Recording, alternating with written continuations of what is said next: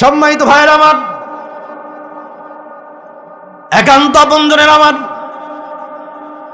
আল্লাহ রাব্বুল আলামিন বলেন, আম হাসিবতুম আন তাদখুলুল জান্নাতা ওয়া লাম্মা ইয়াতিকুম মাসালুল লাযীনা খালাউ মিন ক্বাবলিকুম মাসাতুহুমুল বা'সাউ ওয়াজ-যাররাউ ওয়া যুলজিলু হাত্তা ইয়াকুলার রাসূল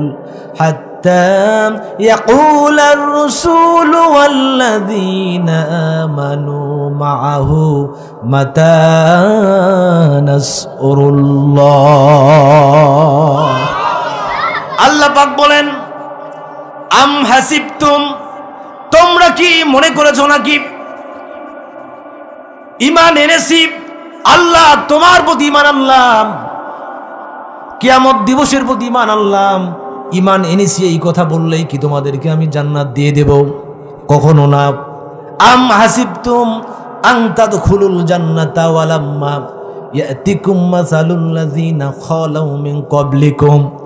হে ঈমানদারগণেরা, তোমরা যারা ঈমান এনেছো, ঈমান আনার পরে আমি তোমাদেরকে এমন ভাবে পরীক্ষা করব, তোমাদের পূর্ববর্তী যারা পৃথিবীর জমিনে ঈমান এনেছিল তাদের উপরে আমি যেভাবে পরীক্ষা করেছি, এমন বিপদ মুসিবত তাদের উপরে চাপায়া দিয়েছি।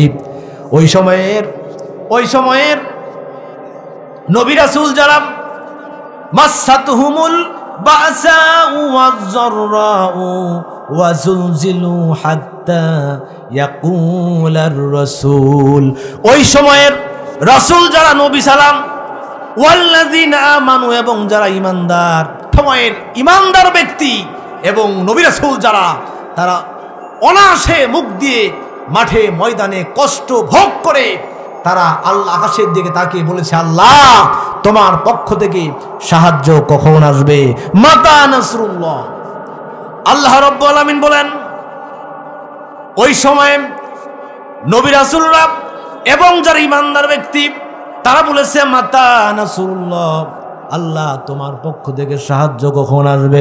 আমি আল্লাহ রাব্বুল আলামিন তাদেরকে জানিয়ে দিয়েছি, আলা ইন্না নাসরাল্লাহি করিব।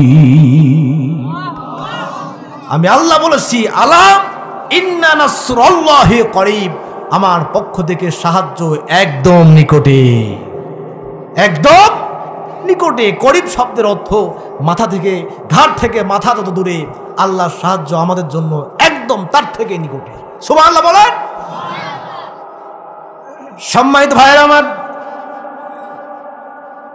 আল্লাহ পাক সূরা আনকাবুতের মধ্যে আবার বলেন, আহাসিবান নাসু আয়ুতরাকু আইয়াকুলু আমান্না ওয়া হুম লা ইফতানুন ওয়ালাকাদ ফাতান্নাল্লাযীনা খালাউ মিন ক্বাবলিহিম ফালা ইয়ালামান্নাল্লাহুল্লাযীনা সাদাকু ওয়া লা ইয়ালামান্নাল